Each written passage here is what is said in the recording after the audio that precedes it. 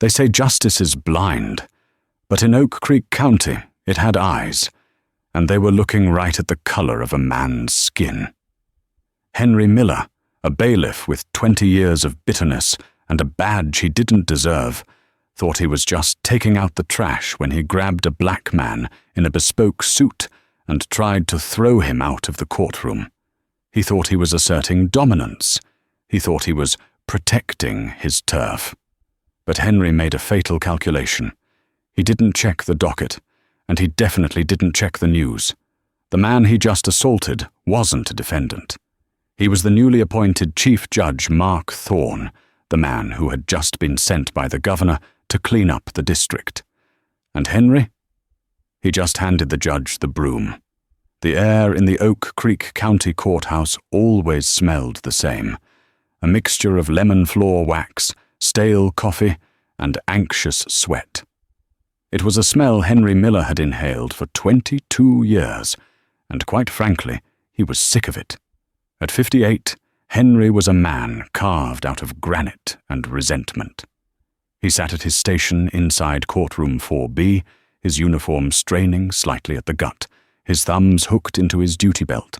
He wasn't a police officer, not anymore, but in this room, he was the law. He decided who sat where, who spoke when, and who got randomly selected for a secondary search at the metal detectors. "Quiet down in the gallery," Henry barked, his voice echoing off the mahogany paneling. A young mother, hushing her crying baby, flinched. Henry smirked. He liked that flinch. It meant they respected the badge. It was 8:45 a.m. on a humid Tuesday in July. The docket was overflowing. Drug possession, petty theft, probation violations. The usual parade of misery. To Henry, everyone who walked through those double oak doors was guilty of something.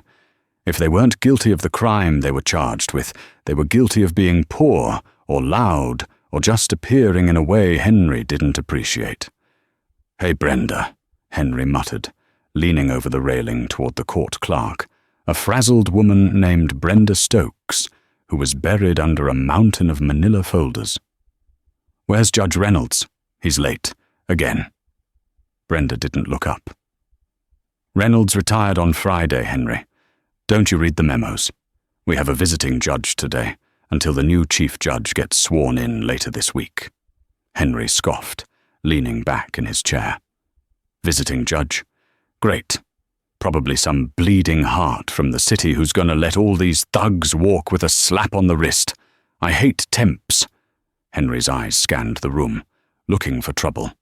He operated on a simple, prejudiced heuristic. If you were wearing a suit that cost less than $200, you were a public defender. If you were wearing a suit that cost more than $1,000, you were a private attorney. And if you were black or Hispanic and not wearing a uniform, you were a defendant. That was Henry's world. Simple, binary. At 8:50 a.m., the heavy oak doors swung open. The humidity from the hallway rushed in, followed by a man. He was tall, standing easily over 6'2", with broad shoulders that filled out a charcoal grey suit in a way that suggested the fabric had been cut specifically for him. The suit was immaculate, not a wrinkle in sight. He carried a battered, vintage leather briefcase in his left hand and a folded newspaper in his right. He was black. His hair was cut close, greying slightly at the temples, giving him an air of distinguished authority. He didn't look nervous. He didn't look lost. He walked with a fluid, predator-like grace, his eyes scanning the ceiling, the jury box, and the judge's bench with a critical, almost surgical gaze. Henry stiffened. He watched the man walk past the gallery seating, the area designated for the public, and head straight for the bar, the swinging gate that separated the spectators from the attorneys and court staff. Henry stood up. He felt that familiar itch in his fingers, the itch that said someone was stepping out of line. "Whoa, whoa, slick," Henry said, his voice loud enough to cut through the chatter of the courtroom. "Where do you think you're going?" The man stopped. He turned slowly to face Henry, His expression was unreadable, his eyes calm and dark. "Excuse me?" I said. Henry stepped out from behind his desk, his hand resting on his taser holster, not drawing it, but threatening it. "Where do you think you're going? The gallery is back there. Defendants wait for their names to be called." The courtroom went quiet. A few public defenders looked up from their files. The man in the charcoal suit tilted his head slightly. "I'm not a defendant, Deputy." "Don't give me that," Henry snapped. He walked closer, invading the man's personal space. He could smell the man's cologne, sandalwood and something expensive. It irritated Henry. "I've been working this room for 20 years. I know a hustle when I see one. You think because you put on a nice suit, you can just waltz into the attorney's well? Sit down in the back or wait in the hallway." "I have business before the bench," the man said. His voice was a deep baritone, smooth as velvet, but with a core of steel. "And I believe I'm running a bit early, but I wanted to inspect the facilities." "Inspect the facilities?" Henry laughed, a harsh, barking sound. "You aren't inspecting anything, pal. You're going to inspect the back of the line. Now move." Henry pointed a thick, sausage-like finger toward the rear of the room. The man didn't move. He stood his ground, his feet planted firmly. "I suggest you lower your finger, Deputy. You are making a mistake." "The only mistake I'm making is not tossing you out on your ear right now," Henry growled. His face was turning a mottled shade of red. He hated being challenged, especially by them. "Last warning, sit down or I put you down." The silence in courtroom 4B was absolute. Even the crying baby had stopped. All eyes were on the confrontation near the bar. Sarah Jenkins, a young public defender fresh out of law school, watched with her mouth slightly open. She looked at the man in the charcoal suit. There was something familiar about him, something she had seen on the news or in a law journal, but she couldn't place it. What she did know was that Henry Miller was out of line. Again. "Henry," Sarah piped up, her voice trembling slightly. "Maybe just ask for his bar card. He might be out of town counsel." "Stay out of this, Jenkins," Henry shouted without looking at her. He kept his eyes locked on the tall man. "I know the local bar. I know the city lawyers. I've never seen this guy. He's probably some defendant's brother trying to intimidate a witness or pass a note." Henry turned back to the man. "You refuse to comply?" The man in the suit sighed. It was a sigh of profound disappointment. Not fear. He placed his briefcase gently on the prosecution table. "I am not refusing to comply with the law," the man said calmly. "I am refusing to comply with your bias. I am authorized to be in this area." "That's it," Henry snapped. The adrenaline of the confrontation, mixed with his innate need to dominate, boiled over. He lunged forward. He didn't go for his handcuffs immediately. He wanted to humiliate the man first. Henry grabbed the man by the lapel of his expensive charcoal suit, bunching the fine wool in his fist. "I told you to move!" Henry shouted, spittle flying from his lips. He tried to shove the man backward toward the gallery gate, but the man didn't budge. It was like trying to shove a statue. The man looked down at Henry's hand, clutching his lapel. His eyes narrowed. The temperature in the room seemed to drop 10 degrees. "Remove your hand," the man said. He didn't shout. He didn't scream. He spoke with the terrifying quiet of a man who knows exactly what he is capable of. "Remove your hand from my person, immediately, Deputy. This is your final opportunity to save your career." "My career?" Henry laughed, wild and manic. "I am the career here. You're resisting a court officer." Henry escalated. He abandoned the shove and twisted the man's arm, attempting a joint lock to force him to his knees. It was a move Henry had used 100 times on drunk college kids and scared teenagers. But the man reacted with lightning speed. He didn't strike Henry.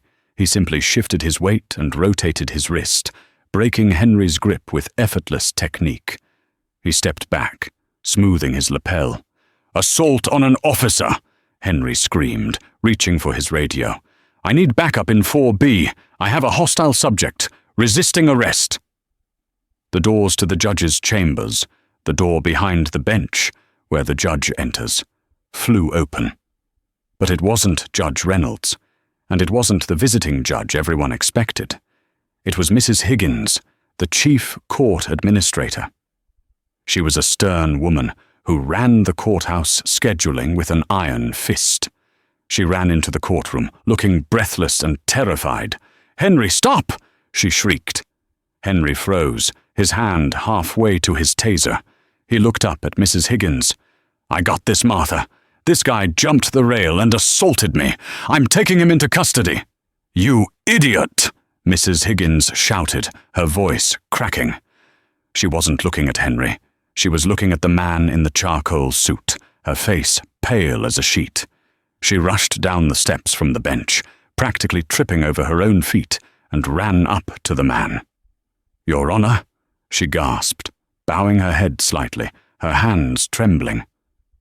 "Your Honor, I am so sorry. I was waiting for you in the lobby. I didn't realize you had come in through the side entrance. Are you all right?" Henry blinked. The world seemed to tilt on its axis. The buzzing in his ears grew louder. "Your Honor?" Henry looked at the man. The man looked at Mrs. Higgins, then slowly turned his gaze back to Henry. "I'm fine, Martha," the man said, his voice cold, "though my suit may need dry cleaning.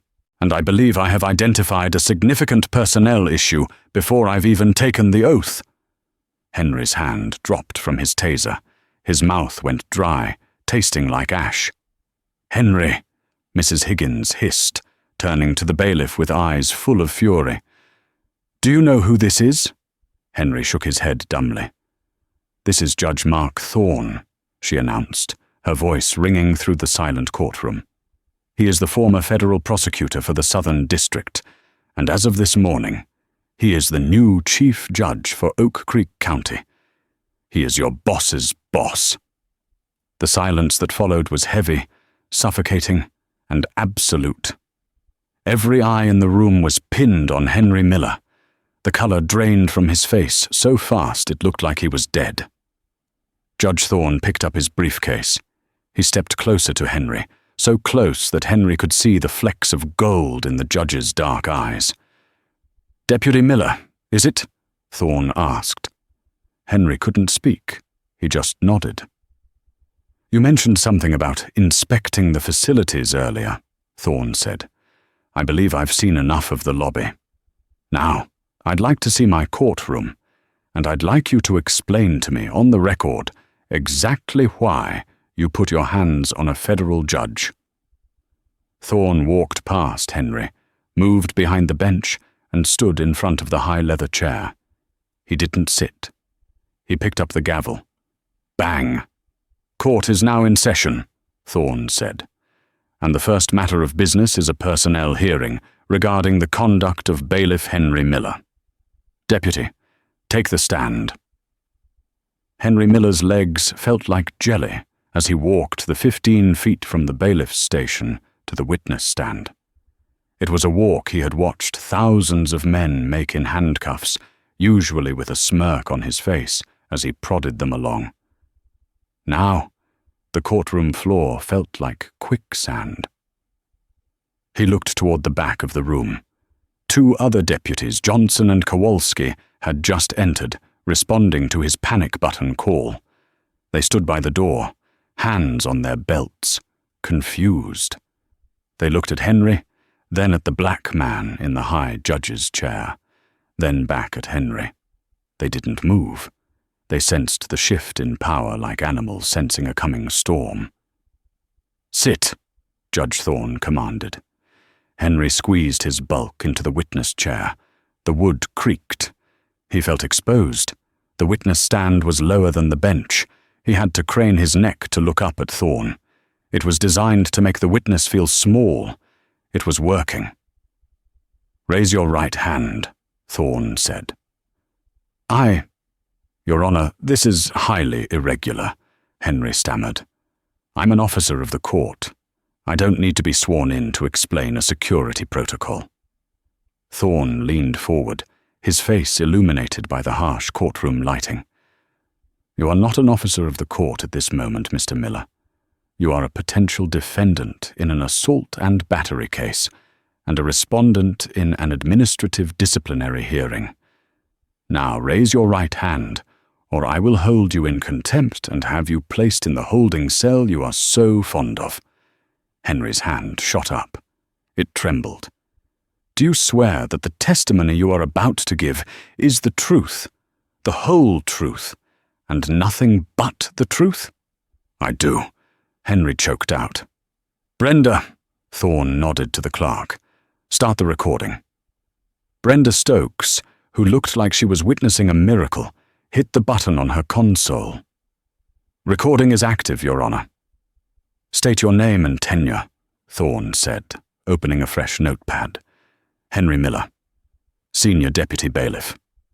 22 years. 22 yours, Thorne repeated, writing it down slowly. The scratching of his pen was the only sound in the room. In those 22 years, Deputy Miller, have you ever received training on the identification of court personnel? Yes, sir. And does that training include profiling individuals based on their attire? No, sir, but does it include profiling based on race? No, Henry blurted out, sweat beading on his upper lip. I'm not a racist. I was doing my job. You came in looking suspicious. Thorne stopped writing. He looked up, his expression dangerously calm. Describe suspicious, Deputy. Be specific. Was I running? No. Was I shouting? No. Was I brandishing a weapon? No. So, Thorne steepled his fingers. I was a man in a suit, walking calmly toward the workplace, where I am the highest-ranking official, carrying a briefcase. And yet, you decided to physically restrain me. Why? Henry looked around the room for help. The public defender, Sarah Jenkins, was scribbling furiously in her notebook. The gallery was full of people filming with their phones. He was trapped. You bypassed the gallery, Henry said, grasping for straws. Civilians have to sit in the gallery. Attorneys go to the well. You didn't look like an attorney. I didn't look like an attorney, Thorne repeated slowly. Ms. Jenkins, please stand up. Sarah Jenkins jumped up. Yes, Your Honor. Ms. Jenkins, you are wearing a beige pantsuit today. Did Deputy Miller stop you when you entered the well? No, Your Honor. Did he ask for your ID? No, Your Honor. He waved me through. Thank you. Sit down. Thorne turned his eyes back to Henry, drilling into him. So, a young white woman in a beige suit is assumed to be an attorney. A black man in a charcoal bespoke suit is assumed to be a defendant. Is that your testimony, Deputy? It's not about that, Henry shouted, his face turning purple. It's about instinct. I have a gut feeling about people. I protect this courtroom. I've stopped knives. I've stopped drugs. I don't have time to be politically correct when safety is on the line. Safety, Thorne said, his voice dropping to a whisper that carried more weight than a scream. You felt unsafe because I walked with confidence? Or did you feel threatened because a black man didn't lower his eyes when you barked at him? Henry opened his mouth, but no words came out. The truth was lodged in his throat, too ugly to speak. Let the record show the witness is silent, Thorne said. Now let's discuss the physical assault. You grabbed my lapel. You attempted a wrist lock. Is it standard procedure to use physical force on a subject who is merely standing still and talking to you? You were resisting. I was standing, Thorne corrected. Resistance implies active opposition. I was merely existing in a space you felt I didn't belong in, and for that, you put your hands on me. Thorne closed the notebook. Deputy Miller, I am suspending your authority to act as a bailiff in this courtroom, effective immediately. You will surrender your badge and your weapon to Deputy Johnson at the door. You can't do that. Henry stood up, knocking the chair back. I have a union. You can't just fire me. I want my rep. This is a setup. You came in here trying to provoke me. Sit down. Thorne's voice cracked like a whip. Henry didn't sit. He was panting, his eyes wild. He looked at his fellow deputies at the door. Johnson! Kowalski! Get this guy out of here. He's out of order. He's not the judge yet. He hasn't been sworn in. That was the Hail Mary. Henry was betting on a technicality. Mrs. Higgins, the court administrator, stood up. Henry, stop it! He was sworn in privately by the governor yesterday evening. He is the chief judge. Henry froze. The technicality evaporated. Deputy Johnson, Thorne said calmly, looking at the officer at the door. Please escort Mr. Miller to the sheriff's office for administrative processing. And Johnson, if he resists, do not grab him by the lapel. We follow the law here.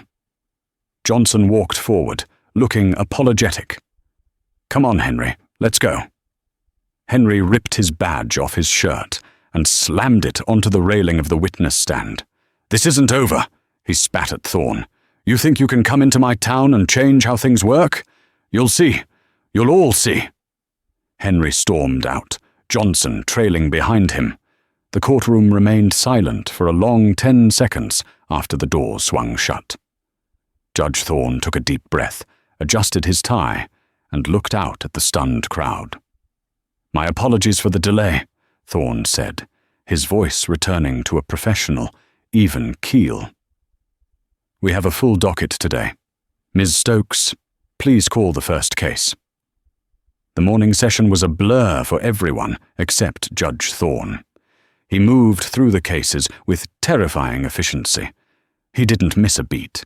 He knew the statutes better than the prosecutors. He corrected the public defenders on case law. He was fair, but he was exacting.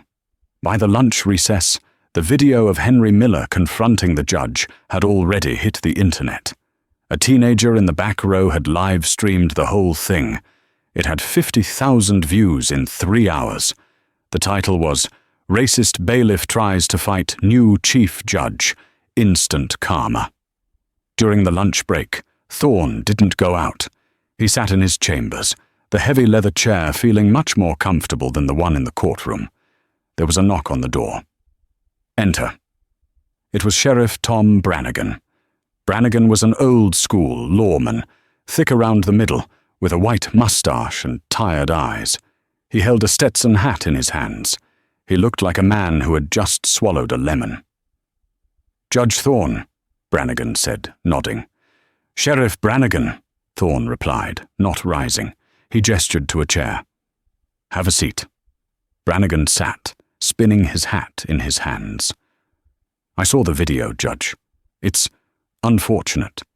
Henry's a hothead, always has been. But he's got 20 years. He's 2 years from a full pension. I'm hoping we can handle this quietly.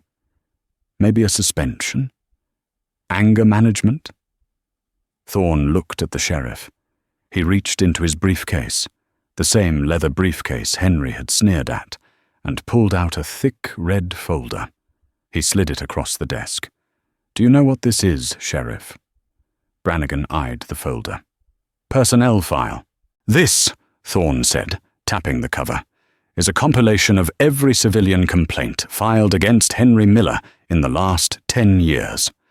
I requested it from the State Oversight Committee 3 weeks ago, before I even accepted this posting. Brannigan shifted uncomfortably. Now, Judge, you know how it is. People get mad when they get arrested. They file complaints. It's part of the job. There are 42 complaints in here, Sheriff, Thorne said. 42. Do you know what the statistical average is for a bailiff in this state? 3. Thorne opened the file. Case 12B, a Hispanic grandmother here for a traffic ticket. Henry claimed she was hiding a weapon. He strip-searched her in a holding cell. No weapon found. Complaint dismissed by your office as unfounded. Thorne flipped the page. Case 15A, Andre Wilson, a 19-year-old college student observing a trial for a civics class. Henry dragged him out by the collar because he looked like a gang member. Wilson suffered a dislocated shoulder. Complaint dismissed. Acting within scope of duty. Thorne looked up. His eyes were hard. This isn't a hothead, Sheriff. This is a predator. And you, Thorne pointed a finger at Brannigan, have been feeding him. You enabled him. You let him think that this courthouse was his personal kingdom. Brannigan's face hardened. Now hold on a minute. I run a tight ship. Henry keeps order. Sometimes you gotta crack a few eggs to keep the peace in a district like this. The peace? Thorne laughed, a dry, humorless sound. Sheriff, I was the federal prosecutor for the Southern District. I put away cartel bosses. I took down the Gambino trafficking ring. Do not lecture me on keeping the peace. Henry Miller is a liability, and as of this morning, he's a liability you can no longer afford. The union won't let you fire him based on one interaction, Brannigan argued. He'll sue. He'll claim hostile work environment. He'll say you baited him. Let him sue, Thorne said, leaning back, because that's not all I found. Thorne pulled a second, thinner document from the folder. It was a bank statement. While reviewing the complaints, I noticed a pattern, Thorne said, specifically regarding the secondary searches Henry conducts. He targets people with cash bail. On 3 separate occasions, defendants claimed their cash was confiscated and never logged into evidence. They were ignored because they were criminals. Who believes a drug dealer who says the bailiff stole $500? Brannigan went still. Theft was different. Brutality they could spin. Theft was a betrayal of the badge that even cops couldn't stomach. I had the FBI run a preliminary check on Mr. Miller's finances, Thorne said casually. He has 3 offshore accounts, small amounts, deposited regularly via ATMs in the next county over. It totals up to about $50,000 over 5 years. Thorne slid the paper toward the sheriff. This isn't just an HR issue, Sheriff. This is a criminal investigation. I'm not just firing him.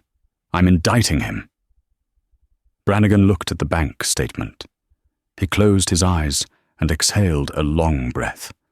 He knew when he was beaten. He also knew he had to cut the cancer out before it killed his own career. You have enough for a warrant? Brannigan asked, his voice defeated. I'm a judge, Sheriff, Thorne smiled. I can sign the warrant right now. Thorne pulled a document from the pile, signed it with a flourish, and handed it to Brannigan. Arrest him, Sheriff, but do it by the book.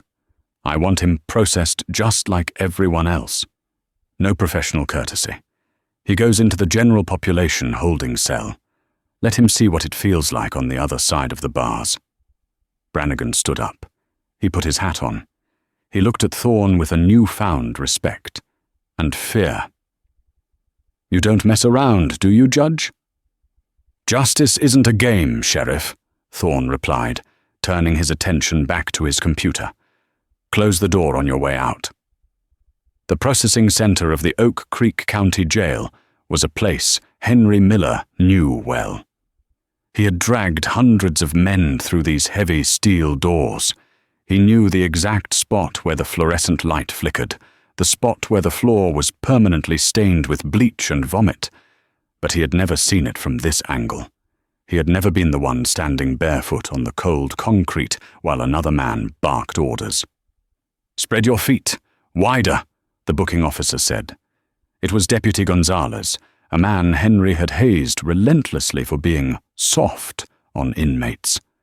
Gonzalez, come on, Henry whispered, his voice trembling. It's me. Henry, just put me in the admin holding. You can't put me in the system. Quiet! Gonzalez didn't even look him in the eye. He was following the book. "Turn around, hands on the wall." Henry felt the rough pat down. It was humiliating. Every prod, every search was a violation of the armor he had worn for 2 decades. When they took his belt, his shoelaces, and finally his uniform, Henry felt like he was shrinking. Without the badge, without the polyester shirt with the senior bailiff patch, he was just a flabby, middle-aged man with bad knees and a terrifying amount of enemies. They handed him the jumpsuit. It was bright orange. It smelled of industrial detergent and old sweat. "I need protective custody," Henry pleaded, as Gonzalez fingerprinted him. "You put me in Gen Pop, they'll kill me. I'm an officer." Gonzalez paused, wiping the ink off Henry's thumb. He looked at Henry with a mix of pity and disgust. "I checked the order, Henry. Judge Thorne signed the warrant. It specifically denies PC status unless there is a verified, immediate threat. The judge noted that since you argued in court that a man in a suit is just a man, then a bailiff without a badge is just a citizen. You go where everyone else goes." "He can't do that!" Henry's voice rose to a shriek. "He's doing this out of spite." "He's doing it by the book," Gonzalez said, closing the file. "Cell Block D." "Move." Cell Block D was the overflow unit. It was loud, crowded, and smelled of aggression. When the buzzer sounded and the heavy gate slid open, the noise inside, the shouting, the slamming of dominoes, the crude laughter, stopped instantly. 20 pairs of eyes turned to the door. Henry walked in, clutching his bedroll to his chest like a shield. The silence stretched. It was the longest 10 seconds of Henry's life. Then, a voice from the top tier broke the quiet. "Well, well, well." Henry looked up. Leaning over the railing was distinctively tattooed man. It was Little G. Mark, a local drug dealer Henry had tripped, accidentally, during a transport 3 months ago. Mark had chipped a tooth when he hit the floor. Henry had laughed about it in the break room. Mark wasn't laughing now. "If it isn't Mr. Law and Order," Mark called out, descending the stairs slowly. "What you doing in here, boss? You forget to pay your union dues?" "Stay back," Henry warned, backing up until he hit the steel door. It was locked. I'm just here for processing. I'll be out in an hour." "An hour is a long time in here," another inmate said, stepping out of a cell. It was a man Henry didn't recognize, but the man clearly recognized him. "You're the one who wouldn't let my mama give me my asthma inhaler during my arraignment. Remember? You told her to sit down and shut up, or you'd arrest her." Henry swallowed hard. "I was just following rules." "We got rules in here too," Mark said, stopping 2 feet from Henry. He towered over the ex-bailiff. "Rule number 1, respect." Mark didn't hit him. Not yet. He reached out and slapped the bedroll out of Henry's hands. "Pick it up," Mark commanded. Henry looked at the bedroll on the dirty floor. He looked at Mark. The hierarchy had flipped. The predator was now the prey. Henry bent down, his knees popping, to retrieve the bedding. As he bent over, a foot kicked him hard in the ribs. Henry gasped, collapsing to the floor. The air left his lungs in a painful whoosh. He curled into a ball, expecting a beatdown. "That's for the tooth," Mark said, casually. "Get up. You're blocking the walkway." Henry scrambled to his feet, clutching his side. Tears pricked his eyes. He scurried to an empty bunk in the corner, trying to make himself invisible. He pulled his knees to his chest, facing the wall. He could hear them laughing. He could hear them recounting stories of his cruelty. For the first time in 20 years, Henry Miller felt fear. Not the adrenaline of a fight, but the cold, hollow terror of helplessness. He realized with a sinking dread that the judge hadn't just fired him. He had cast him into hell. While Henry was cowering in cell block D, Judge Mark Thorne was dismantling Henry's life, piece by piece. Thorne was in the sheriff's evidence room. He had issued a sub-warrant for the contents of Henry's locker. Technically, Sheriff Brannigan should have overseen this, but Brannigan had excused himself, claiming a budget meeting. Thorne didn't mind. He preferred to work alone. The locker was a shrine to Henry's ego. There were photos of him holding a riot shotgun, a collection of confiscated pocket knives, and a stack of Blue Lives Matter bumper stickers. But Thorne wasn't interested in the decor. He was interested in the false bottom of the locker. He had noticed the depth discrepancy immediately. The locker was 18 inches deep, but the interior shelf only went back 14. Thorne used a letter opener to pry up the metal base. Underneath lay a black, leather-bound notebook and a burner phone. "Bingo," Thorne whispered. He put on latex gloves and opened the notebook. He expected to find a list of stolen cash, the lunch money he had accused Henry of stealing. What he found was much more complex and much more dangerous. The notebook was a ledger. It contained dates, case numbers, and initials. Next to each entry was a dollar amount, usually between $1,000 and $5,000. June 12th, case 42492, DUI, paid $2,500, ref TB. July 04, case 4510, assault, paid $2,500, ref AS. July 20th, case 4600, possession, paid $3,000, ref TB. Thorne pulled out his phone and logged into the court database. He looked up case 4492. It was a DUI charge against a wealthy local developer's son. The arresting officer had noted a failed breathalyzer, but the court record showed the case was dismissed due to lack of evidence regarding the chain of custody of the blood sample. Who was responsible for the chain of custody of evidence in the courtroom? The bailiff. Thorne checked the next one. Case 4510. Assault. Dismissed because the witness failed to appear. Henry wasn't just stealing cash from defendants. He was running a fix-it ring. He was intentionally botching evidence or intimidating witnesses to get cases thrown out for people who could pay. But Henry was too dull to organize this himself.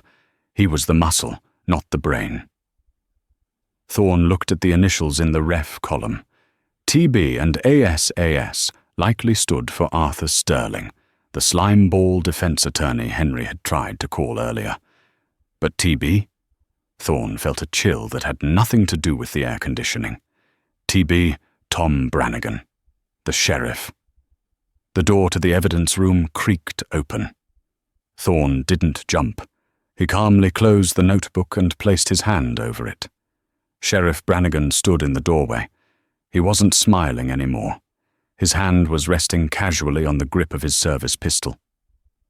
"Find anything interesting, Judge?" Brannigan asked. His voice was light, but his eyes were dead.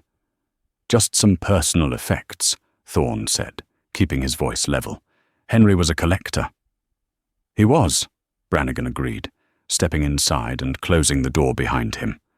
The lock clicked. "Henry was a pack rat, kept things he shouldn't have. I always told him, 'Henry, don't write things down.' But you know Henry. Not the smartest tool in the shed." Brannigan walked closer. "You know, Judge, usually when a visiting judge comes to town, they do their docket, drink a few beers at the lodge and go home. They don't go digging in lockers." "I'm not a visiting judge, Tom," Thorne said, dropping the pleasantries. "I'm the chief judge. It's my job to know what's happening in my courthouse." "It's my courthouse," Brannigan corrected softly. "The judges come and go. The sheriff stays. The people elect me to keep this county running. And sometimes, running a county takes money that the state doesn't provide." "So that's it?" Thorne asked, his fingers tightening on the notebook. "You sell dismissals? You let drunk drivers and wife-beaters walk free so you can pad your re-election fund?" "It's a service," Brannigan shrugged. "We only help good people who made a mistake. People who can afford to show their gratitude. Henry handled the logistics. I just facilitated. Brannigan took another step. He was only 5 feet away now. Give me the book, Mark. You're new here. We can start over. You can be part of the team. Hell, we can make sure your tenure here is very comfortable. Or... Brannigan let the sentence hang. The threat was clear. An accident in the evidence room. A gun grab. Self-defense. Thorne looked at the sheriff. He looked at the gun. Then Thorne smiled. It was a terrifying, shark-like smile. "Sheriff," Thorne said, "you made one critical mistake." "And what's that?" "You assumed I came into this room alone." Thorne tapped the burner phone on the table. It was lit up. A call was active. "Speakerphone is on," Thorne said. "Hello?" A voice crackled through the tiny speaker. "Loud and clear, Judge. We heard the confession. Alpha Team is breaching the perimeter now." Brannigan's face went white. "Who is that?" "That," Thorne said, standing up and buttoning his suit jacket, "is the FBI Public Corruption Task Force. I didn't just come here to be a judge, Tom. I was sent here because the Bureau has been tracking Arthur Sterling's money laundering for 2 years. We just didn't know who the inside man was." Thorne picked up the notebook. "Turns out," Thorne said, "it was the man with the badge." From the hallway outside, the sound of heavy boots and shouting erupted. "FBI! Nobody move! Drop the weapon!" Brannigan looked at the door, then at Thorne, then at his gun. For a second, he looked like he might draw. "Don't," Thorne said softly. "Henry is already in a cell. Don't make me put you in the morgue." Brannigan's hand fell away from his holster. He slumped, a beaten man. The door was kicked open. The wheels of justice turned slowly. But in Oak Creek County, they ground forward with the crushing inevitability of a glacier. 6 months had passed since the FBI raided the sheriff's evidence room. In that time, the good old boys network that had strangled the county for decades didn't just break. It shattered. Sheriff Tom Brannigan, a man who once walked the town like a king, crumbled under the weight of federal indictment. Facing a potential 30-year sentence for racketeering, money laundering, and conspiracy, Brannigan did the one thing Henry Miller never thought he would do. He squealed. Brannigan gave up everyone. He named the corrupt developers who paid for zoning permits. He named the defense attorneys who bought dismissals. And, with a trembling hand, he signed a sworn affidavit detailing the enforcement arm of his operation. Senior Bailiff Henry Miller. While Brannigan took a plea deal for a reduced sentence in a minimum security facility, Henry Miller remained obstinate. Sitting in the county jail, no longer in cell block D, but in solitary confinement for his own protection, Henry refused to plead guilty. His court-appointed attorney, a weary public defender named Alan Carter, tried to reason with him. "Henry, look at the evidence," Carter had begged, slamming a file onto the metal table of the visitation room. "They have the ledger. They have the sheriff's testimony. They have the video of you assaulting Judge Thorne. If you go to trial, they will destroy you. Take the 10 years. "No," Henry hissed, his eyes sunken and rimmed with red. "I'm not a criminal, Alan. I'm the law. The jury will understand. They know what this town is like. They know I kept the animals in line. I want my day in court." Henry got his wish. The trial of the people versus Henry Miller began on a freezing Tuesday in November. It was held in courtroom 4B, Henry's old domain. The irony was palpable. The mahogany paneling, which Henry used to lean against while sneering at defendants, now boxed him in.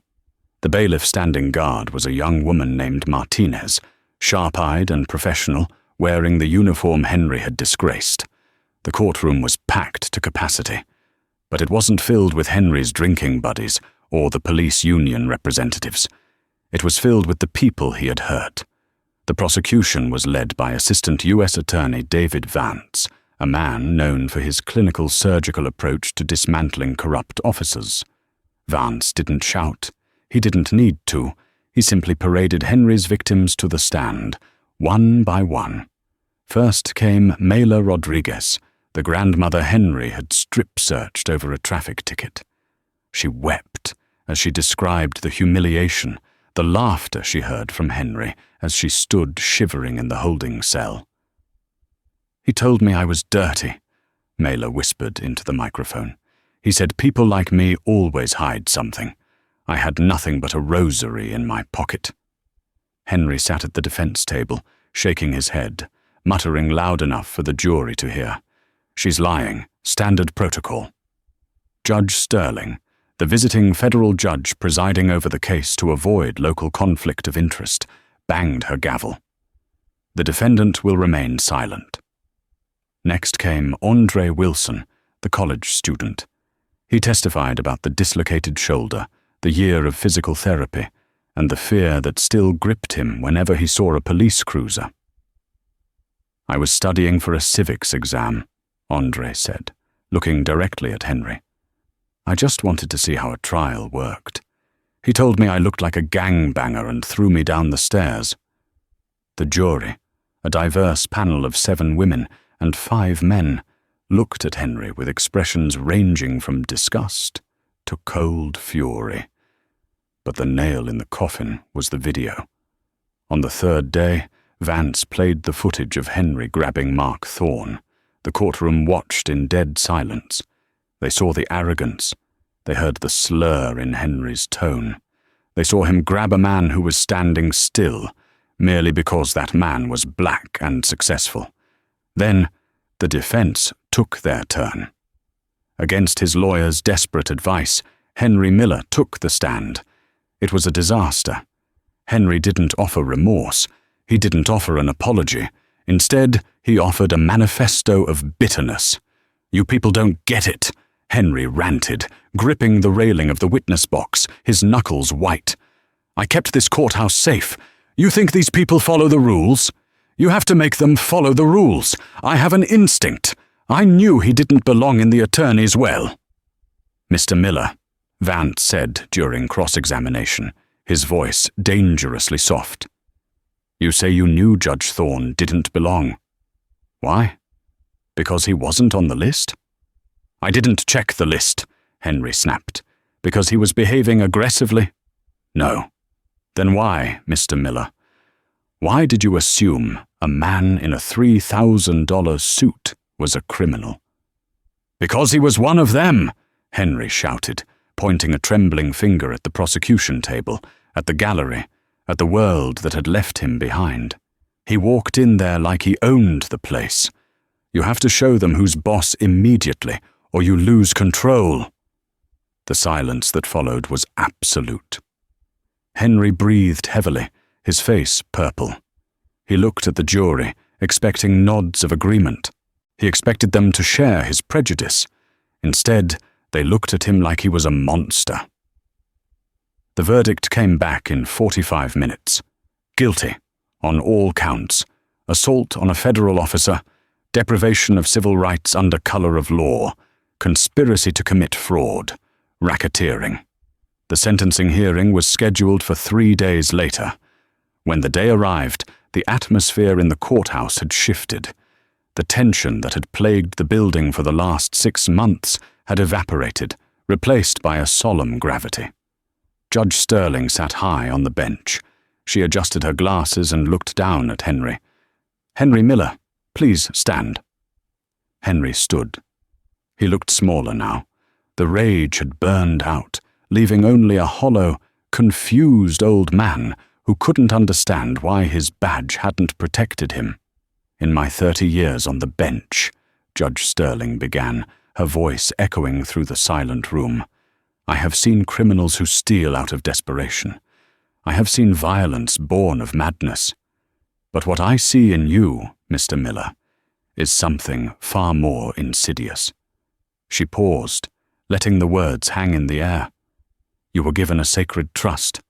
You were the face of the law for the citizens of this county, and you used that face to terrorize. You monetized justice. You sold freedom to the highest bidder and inflicted pain on the vulnerable to feed your own ego. You judged people by the color of their skin, assuming that you were superior. You were wrong. Judge Sterling picked up a piece of paper. The pre-sentencing report recommends leniency due to your age. However, the court finds that your absolute lack of remorse and the systemic nature of your crimes demands a sentence that reflects the severity of the betrayal. Henry's knees began to shake.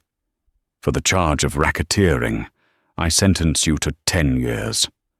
For the deprivation of civil rights, I sentence you to 5 years. These sentences are to run consecutively. 15 years. A gasp went through the gallery. Henry staggered as if he had been punched in the gut. 15 years. He was 58 years old. He would die in prison. I further order, Judge Sterling continued, that you be stripped of all pension benefits, with those funds to be redirected to a restitution fund for your victims. You are remanded to the custody of the U.S. Marshals immediately. The gavel came down with a sound like a gunshot. Bang! 2 U.S. Marshals moved in. They didn't rough him up. They didn't shout. They simply turned him around and clicked the handcuffs onto his wrists. The cold steel against his skin was the final period at the end of his career. As they led him toward the side door, Henry looked up. Sitting in the front row of the gallery, watching quietly, was Chief Judge Mark Thorne. Thorne was dressed in his black judicial robes, having just come from a hearing in Courtroom A. He looked regal, powerful, just. Henry locked eyes with Thorne. He wanted to scream. He wanted to curse him. But the words died in his throat.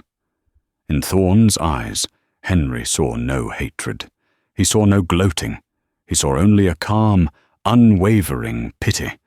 It was the look a man gives to a rabid dog that has finally been put down. Henry looked away, shame burning his face for the first time in decades.